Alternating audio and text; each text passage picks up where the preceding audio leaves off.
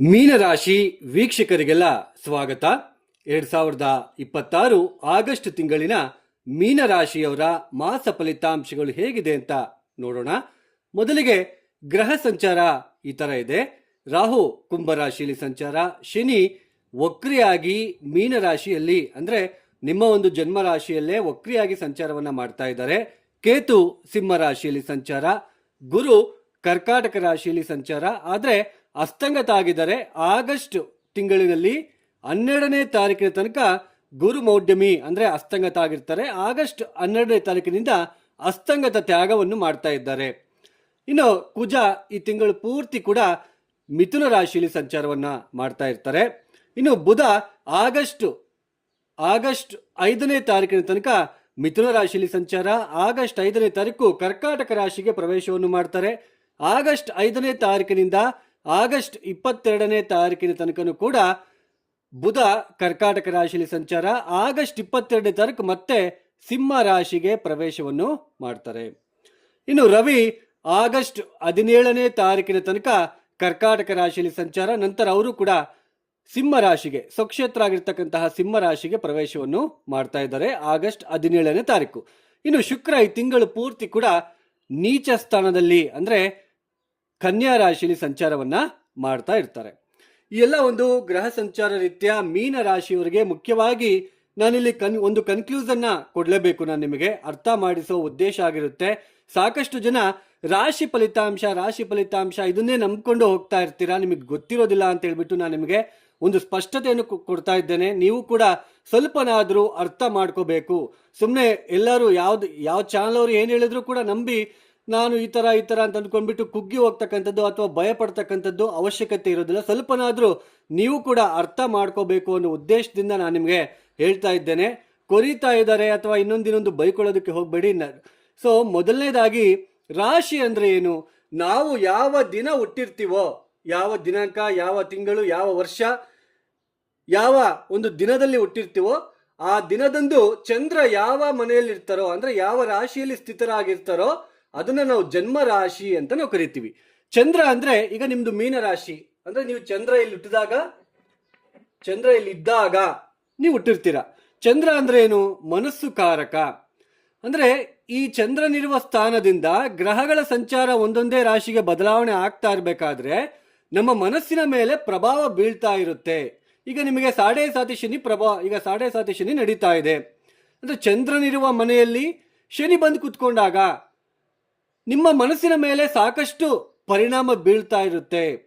ಮನಸ್ಸಿಗೆ ತೊಂದರೆಗಳು, ಹಿಂಸೆ ಅಂತ ಅನಿಸ್ತಕ್ಕಂಥದ್ದು, ಯಾರ ಹತ್ರ ಏನ್ ಹೇಳ್ಕೋಬೇಕು ಅಂತ ಗೊತ್ತಾಗಲ್ಲ, ಭಯ, ಆಂತರಿಕ ಭಯ, ಮನಸ್ಸಿನಲ್ಲಿ ಭಯ, ತೊಂದರೆ ತಾಪತ್ರಯಗಳು, ಉದ್ಯೋಗದಲ್ಲಿ ಭಯ, ಅಪಜಯಗಳು, ವೈವಾಹಿಕ ಜೀವನದಲ್ಲಿ ತೊಂದರೆಗಳನ್ನ ಅನುಭವಿಸ್ತಾ ಇರ್ತೀರ. ಅಂದ್ರೆ ಅನುಭವಿಸೋದು ಸೆನ್ಸ್ ಮನಸ್ಸಿಗೆ ಆತರ ನಿಮಗೆ ಮನಸ್ಸಿನಲ್ಲಿ ಸಾಕಷ್ಟು ಫೀಲ್ ಅನ್ನೋದು ಬರ್ತಾ ಇರುತ್ತೆ ಆತರ. ಆದರೆ ಆ ಮನಸ್ಸಿಗೆ ಫೀಲ್ ಅನ್ನೋದು ಜಸ್ಟ್ ಗೋಚಾರದಿಂದ ನಮಗೆ ಮನಸ್ಸಿನಲ್ಲಿ ಫೀಲ್ ಆಗ್ತಾ ಇರುತ್ತೆ. ಬಟ್ ಅದನ್ನ ಪ್ರಾಕ್ಟಿಕಲ್ ಆಗಿ ನಾವು ಎಷ್ಟರ ಮಟ್ಟಿಗೆ ಅದನ್ನ ಪೂರ್ತಿಯಾಗಿ ಅನುಭವಿಸ್ತಾ ಇದೀವಾ? ಮನಸ್ಸಿಗೆ ಆಘಾತ ಆಗ್ತಕ್ಕಂತಹ ಘಟನೆಗಳು ನಡೀತಾ ಇದೆಯಾ ಮನಸ್ಸಿಗೆ? ಈಗ ಫಾರ್ ಎಕ್ಸಾಂಪಲ್ ನಿಮ್ಗೊಂದು ಉದಾಹರಣೆ ಕೊಡ್ತೇನೆ. ಈಗ ಚಂದ್ರನಿರುವ ರಾಶಿಯಿಂದ 4ನೇ ಮನೆಯಲ್ಲಿ ಶುಕ್ರನಂತಹ ಗ್ರಹ ಬಂದಾಗ ಗೋಚಾರದಲ್ಲಿ ಸ್ವಲ್ಪ ಮನೆ ಕಟ್ಟಬೇಕು, ವಾಹನ ತಗೋಬೇಕು ಅಂತ ಮನಸ್ಸಿನಲ್ಲಿ ಬರುತ್ತೆ. ಮನಸ್ಸಿನಲ್ಲಿ ನೀವು ಅಂದ್ಕೊಳ್ತೀರಾ, ಆ ಮನಸ್ಸಿನಲ್ಲಿ ಆ ಫೀಲ್ ಆಗುತ್ತೆ. ಅದು ಆದ ತಕ್ಷಣ ನಾನು ತಗೊಳ್ತೀವ ಅಂತ ಹೇಗೆ ಗೊತ್ತಾಗುತ್ತೆ? ನಮ್ಮ ಜಾತಕ ರೀತ್ಯ ಒಳ್ಳೆ ಗ್ರಹ ದಶಭಕ್ತಿಗಳು ನಡೀತಾ ಇದ್ರೆ ಅದು ನಮಗೆ ಕಾರ್ಯರೂಪಕ್ಕೆ ಬರುತ್ತೆ ಅಂತ ಅರ್ಥ. ಈಗ ಚಂದ್ರನಿರುವ ರಾಶಿ ಅಂದ್ರೆ ಚಂದ್ರನಿರ್ತಕ್ಕಂತಹ ಸ್ಥಾನ ನಮ್ಮ ಮನಸ್ಸಿನಿಂದ ಒಂದೊಂದೇ ಗ್ರಹ ಒಂದೊಂದು ರಾಶಿಗೆ ಬದಲಾವಣೆ ಆದಂತೆಲ್ಲ ನಮ್ಮ ಮನಸ್ಸಿನ ಮೇಲೆ ಪ್ರಭಾವ ಬೀಳ್ತಾ ಇರುತ್ತೆ. ಆ ಮನಸ್ಸಿನಲ್ಲಿ ಏನು ಪ್ರಭಾವ ಬೀಳ್ತಾ ಇದೆ ಅದು ನಿಜ ಜೀವನದ ಶೈಲಿಯಲ್ಲೂ ಕೂಡ ಏನಾದ್ರೂ ರೊಟೀನ್ ಬದಲಾವಣೆ ಏನಾದ್ರೂ ಆಗ್ತಾ ಇದೆಯಾ ಅಂತ ಹೆಂಗ್ ಗೊತ್ತಾಗುತ್ತೆ ಅಂದ್ರೆ, ನಾವು ಮನಸ್ಸಿನಲ್ಲಿ ಅಂದ್ಕೊಂಡಿದ ತಕ್ಷಣ ನಮಗೆ ಮನಸ್ಸಿನಲ್ಲಿ ಏನೋ ಬೇಜಾರಾಗ್ತಕ್ಕಂತಹ ಘಟನೆ ನಡೆದ ತಕ್ಷಣನೇ ನಮಗೆ ತೊಂದರೆ ಅಂತಂದಲ್ಲ. ಮನಸ್ಸಿಗೆ ತೊಂದರೆ ಆಗುತ್ತೆ, ಬಟ್ ಹೊರಗಡೆ ಇರ್ತಕ್ಕಂತಹ ಒಂದು ಇದಕ್ಕೆ ಶರೀರದಲ್ಲಿ ಇರ್ತಕ್ಕಂತಹ ಮನಸ್ಸಿಗೆ ನೋವಾಗುತ್ತೆ. ಬಟ್ ನಮ್ಮ ದೈಹಿಕವಾಗಿ ನಮಗೆ ಏನಾದ್ರೂ ತೊಂದರೆ ತಾಪತ್ರಗಳಿದಾವ, ನಾವು ಏನಾದ್ರೂ ಕಷ್ಟಪಡ್ಬೇಕಾ ಅಥವಾ ಸುಲಭವಾಗಿರುತ್ತಾ, ಅದೆಲ್ಲ ನಮಗೆ ಜಾತಕ ರೀತ್ಯ ಗೊತ್ತಾಗುತ್ತೆ. ಅದನ್ನೇ ನಾವು ರಾಶಿ ಫಲಿತಾಂಶ ಜಸ್ಟ್ ಮನಸ್ಸಿಗೆ ಬದಲಾವಣೆ ಆಗ್ತಾ ಇರುತ್ತೆ. ರಾಶಿ ಫಲಿತಾಂಶ ಮೇಜರ್ ಆಗಿ ತಗೋಬಾರ್ದು. ಆಮೇಲೆ ಈ ತಿಂಗಳಿನಲ್ಲಿ ಬುಧಾದಿತ್ಯ ಯೋಗ, ಗಜಕೇಸರಿ ಯೋಗ, ಮಾಲವ್ಯ ಯೋಗ ಇವೆಲ್ಲ ಈ ಥರ ಯೋಗಗಳು ಬರೋದಿಲ್ಲ. ರಾಶಿ ಫಲಿತಾಂಶದಲ್ಲಿ ಆ ಥರ ಬರೋದಿಲ್ಲ, ಅರ್ಥ ಮಾಡ್ಕೊಳ್ಳಿ. ನಮ್ಮ ಜನ್ಮ ಜಾತಕದಲ್ಲಿ ಇದ್ರೆ ಅವರು ಆಕ್ಟಿವೇಟ್ ಆಗಿ ಆ ದಶಾಭುಕ್ತಿ ಬಂದಾಗ ಫಲಿತಾಂಶಗಳನ್ನು ಕೊಡ್ತಾ ಹೋಗ್ತಾರೆ. ನೀವು ಅರ್ಥ ಮಾಡ್ಕೋಬೇಕು ಅನ್ನೋ ಉದ್ದೇಶದಿಂದ ಹೇಳ್ತಾ ಇದ್ದೇನೆ. ಈ ಆಗಸ್ಟ್ ತಿಂಗಳಿನಲ್ಲಿ ನೋಡಿ, ಆಲ್ರೆಡಿ ನೀವು ಚಂದ್ರ ನಿಮಗೆ ಮೀನರಾಶಿ ಆಗುತ್ತೆ. ಚಂದ್ರನಿರುವ ಸ್ಥಾನಕ್ಕೆ ಶನಿ ಬಂದು ಅಂದರೆ ಸಾಡೆ ಸಾತಿ ಶನಿ ನಡೀತಾ ಇದೆ, ಪೀಕ್ ಪೀರಿಯಡ್ ಅಂತ ನಾವು ಕರಿತೀವಿ. ಮನಸ್ಸಿನ ಮೇಲೆ ಪ್ರಭಾವ, ಮಾನಸಿಕವಾಗಿ ಅಸಂತೋಷ, ಮೂಡಿ ಆಗ್ತಕ್ಕಂಥದ್ದು, ಬೇಗ ಎಮೋಷನಲ್ ಆಗ್ತಕ್ಕಂಥದ್ದು. ಯಾಕಂದ್ರೆ ಮೀನರಾಶಿ ಅಂದ್ರೆ ಎಮೋಷನಲ್ ಆಗ್ತಕ್ಕಂಥದ್ದು ಬೇಗ. ಚಂದ್ರ ಜಲತತ್ವ ರಾಶಿಯಲ್ಲಿ ಇದ್ದಾಗ ಎಮೋಷನಲ್ ಆಗ್ತಕ್ಕಂಥದ್ದು, ಬೇಗ ಎಮೋಷನಲ್ ಆಗ್ತಕ್ಕಂಥದ್ದು. ಗೋ ವಿತ್ ಫ್ಲೋ, ಜಲತತ್ವ ರಾಶಿ ಆಗಿರೋದ್ರಿಂದ ನೀರಿನ ಥರ ತೇಲ್ತಾ ಹೋಗಬೇಕು ಅನ್ನೋ ಥರ ನಿಮಗೆ ಮನಸ್ಸಿನಲ್ಲಿ ಬಾಸ ಅನ್ನೋದು ಆಗ್ತಾ ಇರುತ್ತೆ, ಫೀಲ್ ಆಗ್ತಾ ಇರ್ತಾರೆ. ಅಂತಹ ಚಂದ್ರನಿರುವ ರಾಶಿಗೆ ಶನಿ ಬಂದು ಕುತ್ಕೊಂಡಾಗ ಅದನ್ನು ನಾವು ಸಾಡೆ ಸಾತಿ ಶನಿ ಅಂತ ನಾವು ಕರಿತೀವಿ. ಅಂದರೆ ಮನಸ್ಸಿನ ಮೇಲೆ ಪ್ರಭಾವ ಬೀಳ್ತಾ ಹೋಗುತ್ತೆ. ಉದ್ಯೋಗದಲ್ಲಿ ಅಪಜಯ, ನಾನು ಏನು ಮಾಡಿದ್ರು ತೊಂದರೆಗಳು ಅಂತ ಅನಿಸ್ತಾ ಇರ್ತಕ್ಕಂಥದ್ದು. ಆಮೇಲೆ ಕೌಟುಂಬಿಕ ವಿಚಾರದಲ್ಲಿ, ದಾಂಪತ್ಯದ ವಿಚಾರದಲ್ಲಿ ತೊಂದರೆಗಳನ್ನು ನೀವು ಫೇಸ್ ಮಾಡ್ತಾ ಇದ್ದೀರಾ. ಬಟ್ ಇಲ್ಲಿ ವಕ್ರಿ ಬೇರೆ ಆಗಿದ್ದಾರೆ. ವಕ್ರಿ ಆದಾಗ ಏನಾಗುತ್ತೆ, ಮತ್ತಷ್ಟು ಸ್ವಲ್ಪ ತೊಂದರೆಗಳು, ಕಾನ್ಫಿಡೆನ್ಸ್, ಆತ್ಮವಿಶ್ವಾಸ ಕಡಿಮೆ ಆಗ್ತಕ್ಕಂಥದ್ದು. ನನ್ನ ಕೈಲಿ ಆಗಲ್ಲ, ಈ ಕೆಲಸ ಮಾಡೋದಕ್ಕಾಗಲ್ಲ, ನನ್ನ ಕೈಲಿ ಆಗೋದಿಲ್ವೇನೋ, ಸ್ವಲ್ಪ ಎದುರ್ಕೊಳ್ಳೋದು, ಸ್ವಲ್ಪ ಮನಸ್ಸಿನಲ್ಲೇ ತುಂಬ ಆಲೋಚನೆಗಳು ಬರೋದು, ಮನಸ್ಸಿನಲ್ಲೇ ಸುಮ್ಮನೆ ಭಯ ಪಟ್ಕೊಳ್ಳೋದು, ಈ ಥರ ಎಲ್ಲ ನಿಮಗೆ ಶನಿ ವಕ್ರಿ ಆಗಿರೋದ್ರಿಂದ ನಡೀತಾ ಇರುತ್ತೆ.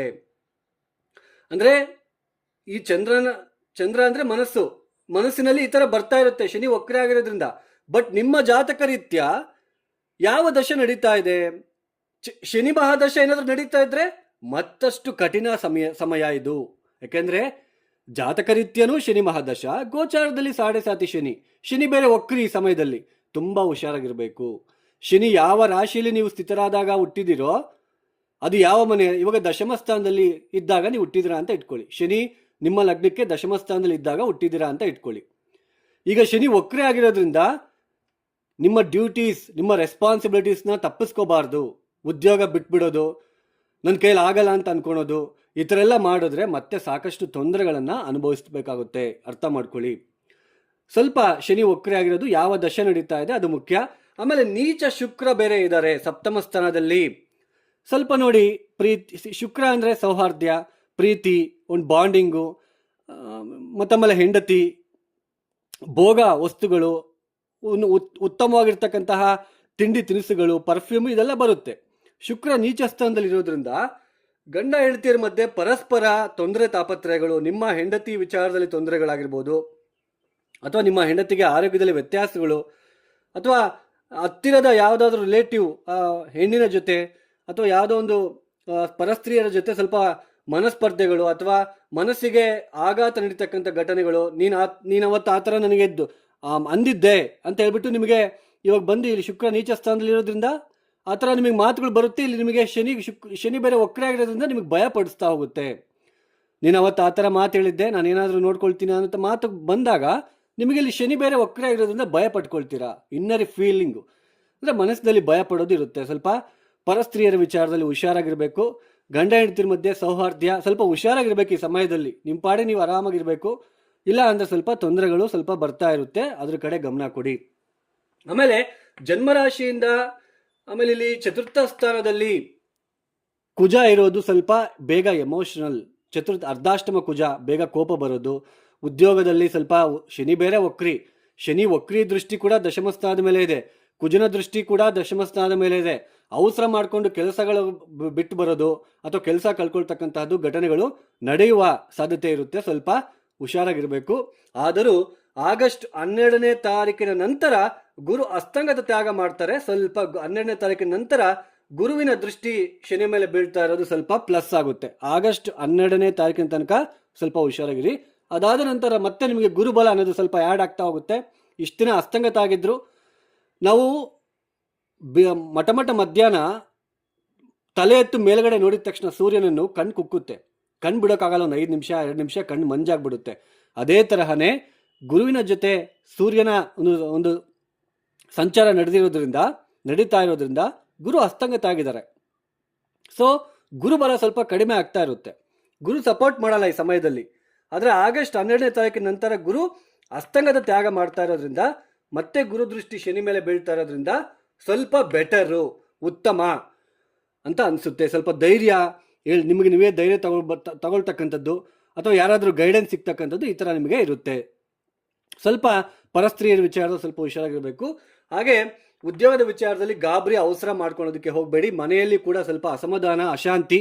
ಆಮೇಲೆ ರವಿ 6ನೇ ಮನೆಗೆ ಬಂದು ಕೇತು ಜೊತೆ ಕೂತ್ಕೊಂಡಾಗ ಸ್ವಲ್ಪ ನೋಡಿ ಈ BP ಅಥವಾ ಚರ್ಮಕ್ಕೆ ಸಂಬಂಧಪಟ್ಟಿರ್ತಕ್ಕಂಥ ಕಾಯಿಲೆಗಳು ಇರ್ತಕ್ಕಂಥವ್ರು ಸ್ವಲ್ಪ ಹುಷಾರಾಗಿ ಇರಬೇಕು.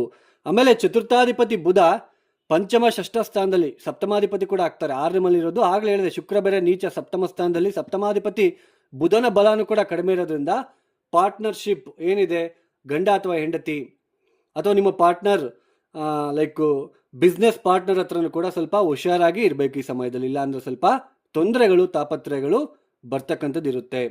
ಒಟ್ಟಾರೆಯಾಗಿ ಸ್ವಲ್ಪ ಶನಿ ವಕ್ರೆ ಆಗಿರೋದು, ಶುಕ್ರ ನೀಚನಾಗಿರೋದು, ಸ್ವಲ್ಪ ಚಿಕ್ಕ ಪುಟ್ಟ ತೊಂದರೆಗಳು ನಿಮ್ಮ ಮನಸ್ಸಿನಲ್ಲಿ ಬರ್ತಾ ಹೋಗುತ್ತೆ, ಮನಸ್ಸಿಗೆ ಭಯ ಪಡಿಸುತ್ತೆ.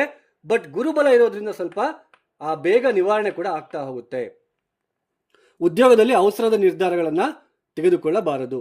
ಆಮೇಲೆ ಸಂತಾನ ಆಗದೇ ಇರೋರಿಗೆ ಸಂತಾನ ಆಗ್ತಕ್ಕಂಥದ್ದು, ಮದುವೆ ಆಗದಿರೋರಿಗೆ ಮದುವೆ ನಿಶ್ಚಯ ಆಗ್ತಕ್ಕಂಥದ್ದು ಕೂಡ ಸ್ವಲ್ಪ ಈ ಆಗಸ್ಟ್ 3ನೇ ವಾರದ ನಂತರ ಸ್ವಲ್ಪ ನಿಮಗೆ ಕಂಡು ಬರ್ತಾ ಇರುತ್ತೆ. ಒಟ್ಟಾರೆಯಾಗಿ ಮೀನರಾಶಿಯವರು ತಪ್ಪದೆ ನೀವು ಮಾಡಬೇಕಾಗಿರೋದು ಏನಪ್ಪ ಅಂತಂದರೆ, ಸುಮಂಗಲಿಯರಿಗೆ ಸ್ವಲ್ಪ ಜಾಕೆಟ್, ಬಟ್ಟೆ ಅಥವಾ ಅವ್ರಿಗೆ ಹಣ್ಣು ಅಥವಾ ಏನಾದರೂ ಒಂದು ಮುತ್ತೈದರಿಗೆ ಏನು ಕೊಡಬೇಕು ಅದನ್ನು ನೀವು ಕೊಡೋದಕ್ಕೆ ಪ್ರಯತ್ನ ಮಾಡಿ. ಯಾಕೆಂದರೆ ವಕ್ರಿ ಶನಿ ಮೇಲೆ ದೃಷ್ಟಿ ಶುಕ್ರನ ಮೇಲೆ ಇರೋದ್ರಿಂದ ಸ್ವಲ್ಪ ಮುತ್ತೈದರಿಗೆ ಸ್ವಲ್ಪ ನೀವು ಮನೆಗೆ ಕರೆದ್ಬಿಟ್ಟು ಒಂದು ರೆಸ್ಪೆಕ್ಟ್ನ ಕೊಡೋದಕ್ಕೆ ಪ್ರಯತ್ನ ಮಾಡಿ. ಹಾಗೆಯೇ ಈ ಕಾಲಭೈರವನಿಗೆ ಜಾಸ್ತಿ ಲೈಕು ಕಾಲಭೈರವನಿಗೆ ಪ್ರತಿನಿತ್ಯ ನೀವು ಎಳ್ಳುಬತ್ತಿ ಹಚ್ಚಿಬಿಟ್ಟು ಸಾಯಂಕಾಲ ಪ್ರದೋಷ ಕಾಲದಲ್ಲಿ ಕಾಲಭೈರವ ಗಾಯತ್ರಿ ಮಂತ್ರ ಪಠನೆ ಮಾಡ್ಕೊಳ್ಳೋದು. ಹಾಗೆ ಗುರುಗ್ರಹ ಮಂತ್ರ ದೇವನಾಂಚ ಋಷಿನಾಂಚ ಗುರುಂಕಾಂಚನ ಸನ್ನಿಭಂ ಆ ಮಂತ್ರಗಳನ್ನು ಪಠನೆ ಮಾಡ್ಕೊಳ್ಳೋದು ಉತ್ತಮ. ಈ ಸಮಯದಲ್ಲಿ ಸ್ವಲ್ಪ ಹುಷಾರಾಗಿರಿ. ಶತ್ರುತ್ವ, ಅನಗತ್ಯ ಶತ್ರುತ್ವ, ವಿವಾದಕ್ಕೆ ಬೀಳ್ತಕ್ಕಂತಹ ಸಾಧ್ಯತೆ ಇರುತ್ತೆ, ಸ್ವಲ್ಪ ಹುಷಾರಾಗಿರಿ. ಯಾರೆಲ್ಲ ಈ ವಿಡಿಯೋನ ನೋಡ್ತಾ ಇದ್ದೀರಾ, ನಿಮಗೆ ಇಷ್ಟ ಆಗಿದ್ರೆ ಮಾತ್ರ ಲೈಕ್ ಮಾಡಿ, ಶೇರ್ ಮಾಡಿ, ಸಬ್ಸ್ಕ್ರೈಬ್ ಮಾಡ್ಕೊಳ್ಳಿ. ಅದರ್ವೈಸ್ ಜಸ್ಟ್ ಸ್ಕಿಪ್ ಮಾಡಿ, ಇಗ್ನೋರ್ ಮಾಡಿ. ಯಾರಿಗಾದರೂ ಆಸ್ಟ್ರಾಲಜಿ ಕನ್ಸಲ್ಟೇಷನ್ ಬೇಕು ಅಂತಿದ್ರು ಡಿಸ್ಪ್ಲೇ ಆಗ್ತಿರೋ ನಂಬರ್ಗೆ ನೇರವಾಗಿ ಕರೆಯನ್ನು ಮಾಡಿ. ಇನ್ನು ಸರ್ವೇ ಜನೋ ಸುಖಿನೋ ಭವಂತು. ಧನ್ಯವಾದಗಳು. ಜೈ ಶ್ರೀರಾಮ್.